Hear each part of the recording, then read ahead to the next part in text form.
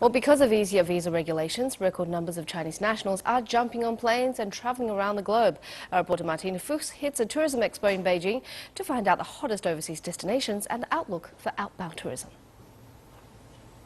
Byte, standing for the Beijing International Tourism Expo, showed last week that Chinese tourists are hungry to explore the world. In 2014, the number of Chinese outbound trips jumped by 20% year-on-year to 117 million, according to official statistics. International tourism, despite headwinds, also continued to soar. The number of tourists traveling internationally last year grew by 4.4%, reaching a new milestone of 1.14 billion people and capping a 5-year consecutive increase since the global financial crisis. One hot destination for Chinese travelers is Greece, where holiday prices have plummeted due to the debt crisis and default on the IMF loan.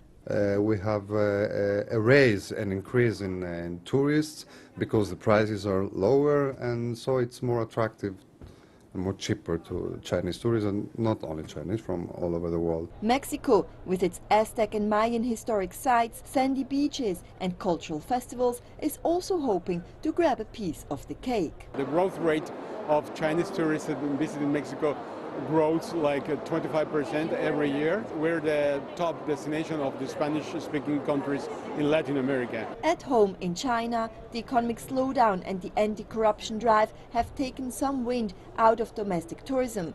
But the deeper pockets of a growing middle class, simplified visa procedures and better international flight connections are all feeding into the sharp overseas takeoff. We have more and more frequent flights bound for Europe. Over the past few years, many foreign airlines have started direct flights to Beijing. At the same time, Beijing has also introduced quite a few direct flights to Europe. One Chinese businessman who recently made headlines is billionaire Li Qinyuan, who took 6,400 workers from his company Tian's Group on a holiday to Paris and Côte d'Azur. In terms of outbound tourism, China is the world's top spender, witnessing a 28% rise in expenditures in 2014, reaching a total of $165 billion.